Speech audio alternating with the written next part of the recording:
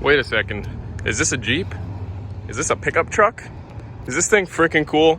Yes, yes, and yes. What's up, guys? Aidan here from Ottawa Dodge. Today I have with me the 2020 Jeep Gladiator Sport. It's got a 2-inch Mopar lift kit on it and some upgraded tires. Let's get right into the video. So, like I mentioned, you can see it's a little bit higher off the ground here. It's got the 2-inch Mopar lift kit. It's got the upgraded tires on it.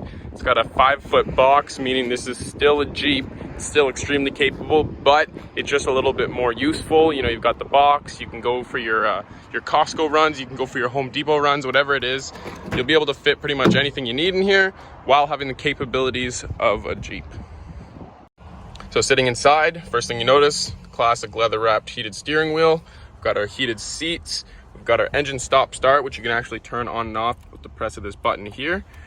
Sitting inside it, you wouldn't expect it to be anything other than possibly a Wrangler, but having that bed just makes it a little bit more of a truck that's good for everyday use.